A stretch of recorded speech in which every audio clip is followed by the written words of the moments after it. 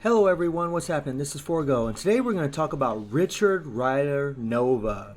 And for a lot of us that's been playing this game for over a couple years, we got Sam Alexander, who made a massive impact on this game, was an AVX meta, was a PvP meta. The dude was just a godly, changed the meta completely. Now, has Richard Nova changed the meta? Well, in my opinion, no. I think Richard Rider is an amazing character. I think he has a wonderful kit. I think he's super fun. I think he looks super cool. He's a gorgeous looking character. I love the aura around him, around his shoulders and arms, rising around him. It looks amazing. But I definitely don't think he's going to make an impact like Sam Alexander did. And we'll talk about that. So let's take a look at his build. He has 20,000, almost 21,000 energy attack. If you notice, my potential got to 98%. I was hoping to have him up to 70%, but RNG. He has 128 attack speed, 33 crit rate. That's actually going to get bumped up. He has 194 critical damage, 47% ignore defense, and max skill cooldown, and the leadership tag, which again is a theme amongst all these characters. He has all of his gears are 20. He's still level 60, no Urus. And look at this guy's kit. His tier 2 passive gives him increased guaranteed dodge by 20%, increased skill damage by 25%, increased bonus damage by 25%. So if you put Phyla Vel on his team, she'll buff him because he's a universal character and give him that 30% increase of all attack. But her skill damage won't buff up Nova because he already has skill damage. His 1 has a guard hit for 4 hits for 5 seconds. And you can move it around, which is really cool. The 2 skill has an all defense down that stacks up to 50%, lasts for 5 seconds. The 3rd skill has an 85% chance to penetrate everything for 5 seconds. And it has super armor for 8 seconds, and it has ignore iframe. And when you look at this skill, you think, man, that is sweet. That is sweet because it's a nice little iframe. Whenever you use this skill, it's a long little iframe too. You'll be able to get that penetration, and you'll be able to ignore their iframes. So when they're in iframes, you're going to be able to use this skill on a 5-second cooldown. It's actually a really nice, powerful little skill. It's just Nova. At level 60, it's just difficult to know because I tested him PvP and he got spanked pretty easy. But look at the build. It's not a very good build. He's only level 60, so that's just not fair. So I'm not going to say anything about PvP just yet. I want to get him up to level 70. Get him Uru'd up, get him developed up a little bit before I test him there a little bit more. His 4 skill has a 25% all attack, and then all defense and all speed by 1%.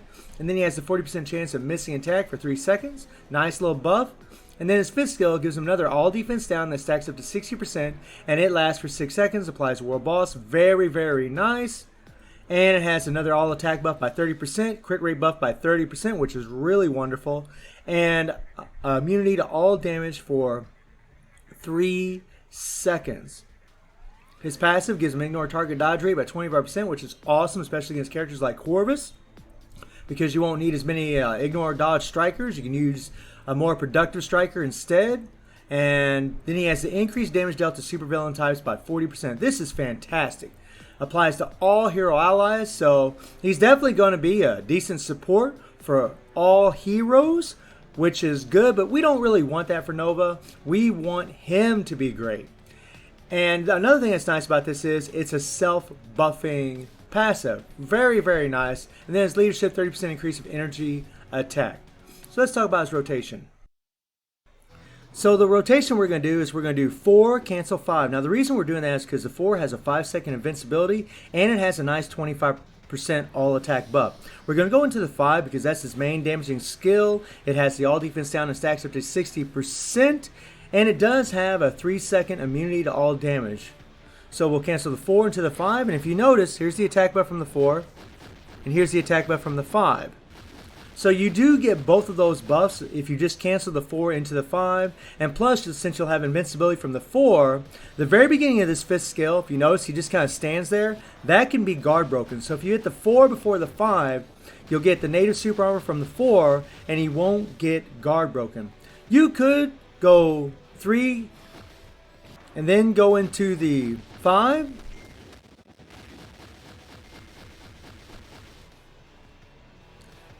Because you'll get that super armor from the 3. You could do that. But you're not getting the all attack buff from the 4 skill. So here's the full rotation. 4, 5. Land the damage proc on the 5. Let it play completely out. Slam down. Hit the 2. Let that apply. And then hit the 1.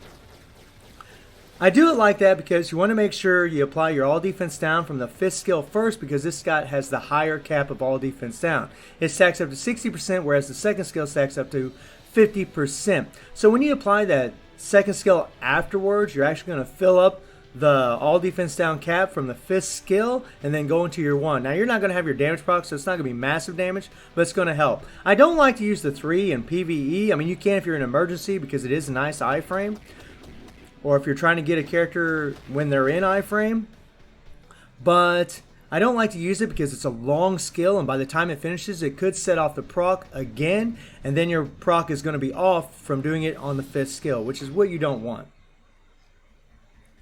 He has a Stage 6 Power of Angry Hawk set, and this is actually a very good Obelisk form for PvE. We have the double critical damage with the 200% damage proc. Really nice. Got really lucky on this roll. And this is nice because he does get a crit rate bump from his 4th skill, I believe. No, his 5th skill.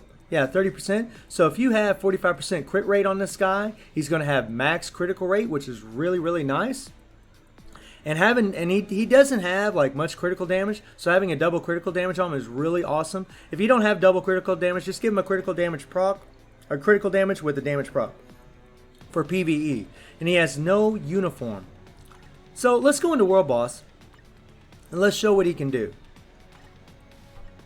Stage 50, and we're going to use this team here. We're going to use Shuri because she's going to decrease damage received by 35% and increase damage dealt to supervillains by 45%. Of course, we're going to use White Fox because she's going to have this all debuff effect that's going to buff up his all defense down big time, making him a whole lot stronger.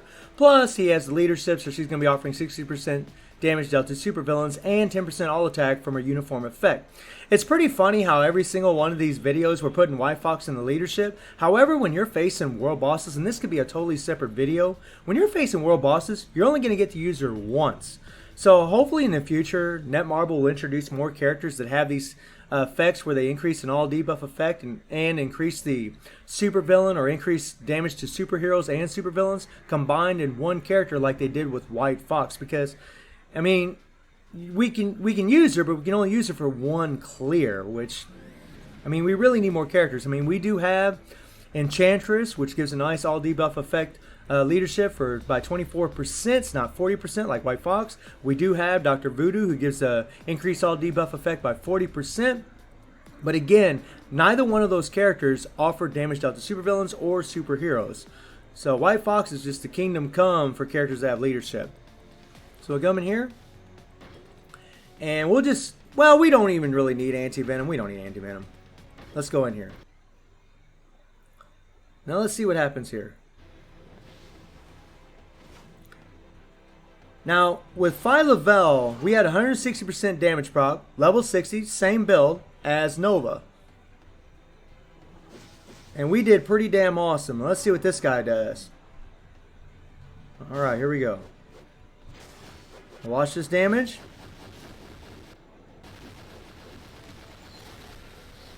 Not bad, not bad. Not bad.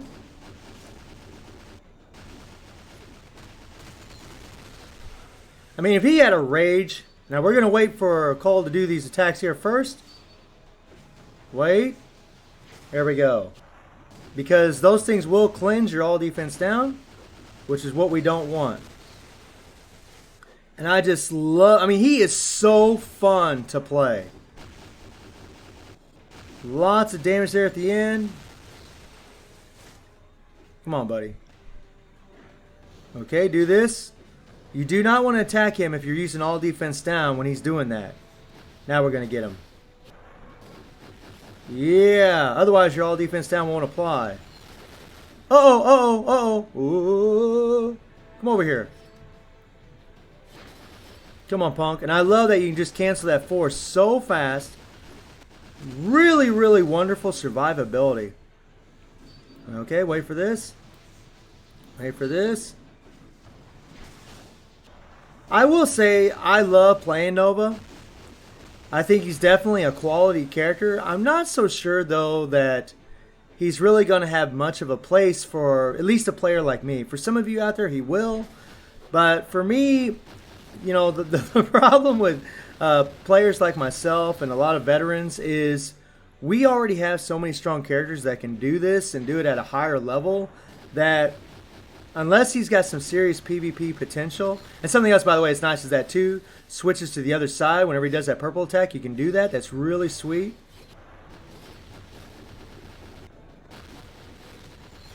Come on, come on, come on. He'll do that again. Whoa.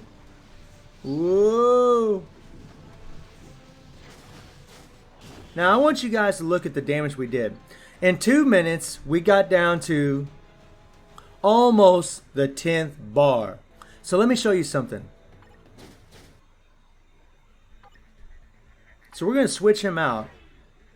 And we're going to put Phyla in there. Now, she's a level 60 character. She has 160% damage proc, no Urus, nothing like that. Same build as Nova, except she just has 160% damage proc versus him having a 200% damage proc. Not to mention he has more critical damage than her. Now, let's come in here. Now, I'm going to go ahead and put Anti-Venom. Anti-Venom is going to offer any extra damage. Now, let's see what she does.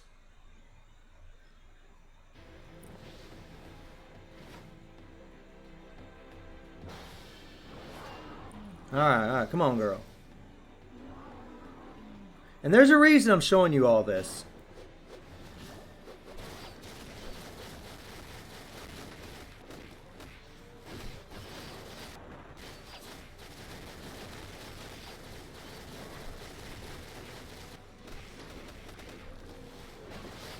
Come on, girl. Now there, we didn't... He was cleansing the all defense down.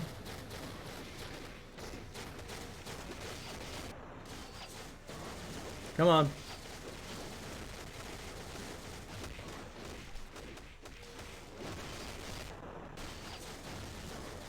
Come on, girl. Now look at the damage that she is doing. With a weaker build than Nova.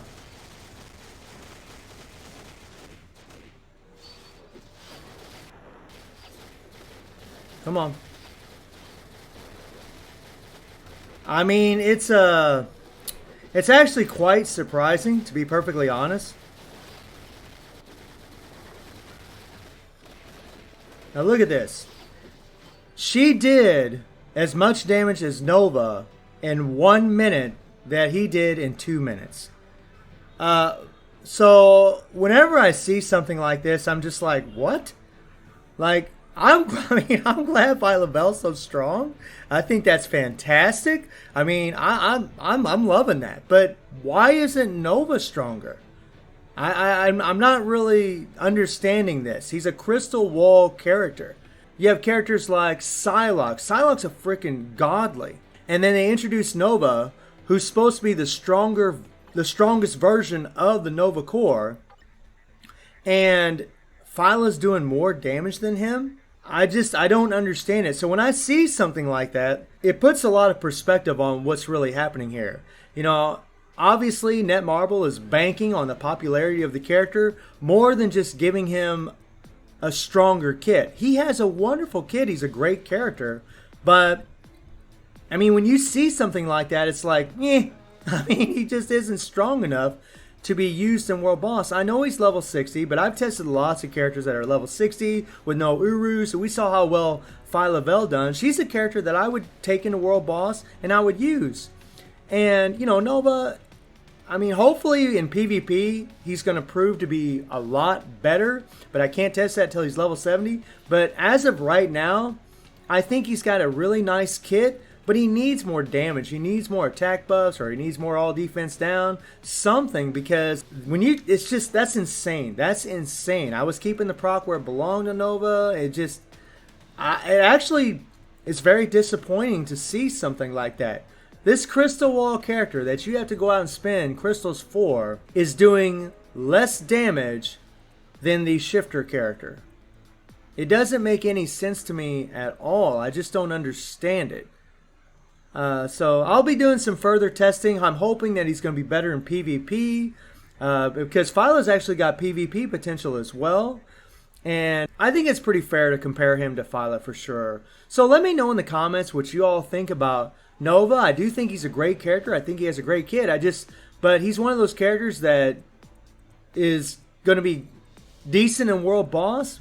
But there's a whole lot of other characters that are just a whole lot better.